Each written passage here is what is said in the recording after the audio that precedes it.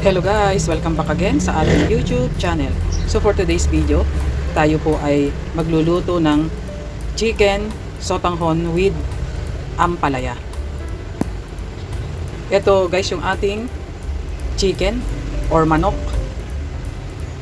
Meron po tayong bawang, sibuyas, kamatis, yung ating ampalaya na ginayat sa maninipis na piraso.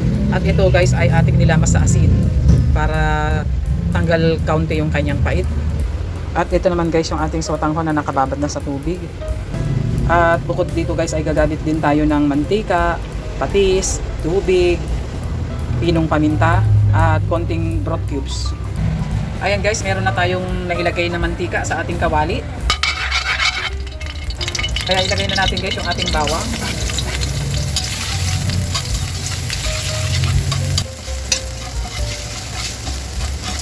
Ilagay na rin natin guys itong ating sibuyas. Isunod na rin natin guys itong ating mga kamatis.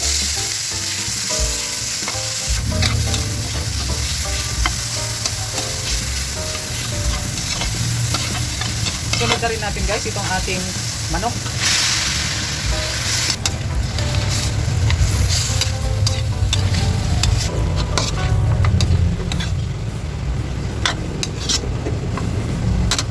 Takpakan na rin natin guys ng pinong paminta. At maglalagay na rin tayo ng patis. Sabay halo-halo.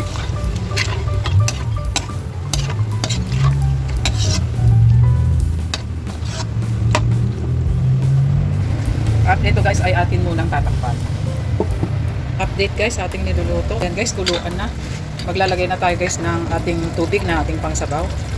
Dadamihan natin guys kasi yung sotanghon ay aalsa yun. Kaya kailangan natin ng maraming tubig. At maglalagay lang tayo guys ng kalahating pork cubes. At maglalagay lang tayo guys ng konting asin. At mag-add pa tayo guys ng pinong paminta.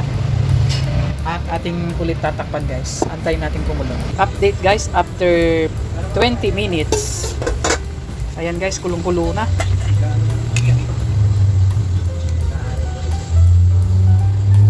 At super lambot na yung ating manok. Kaya ilalagay na natin yung ating sotanghon. Itong sotanghon guys ay naibabad na rin ng husto. Kaya mabilis na lang yan lumambot. Kaya ilalagay na rin natin yung ating ampalaya.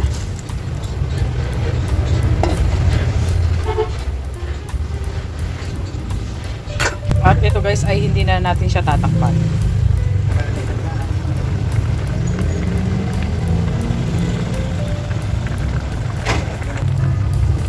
Ayan guys, atin ang haluin.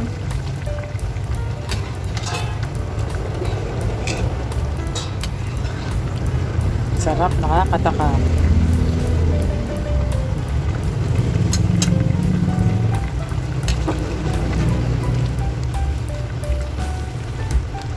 Ayan na guys, luto na yung ating sotanghon at yung ampalaya.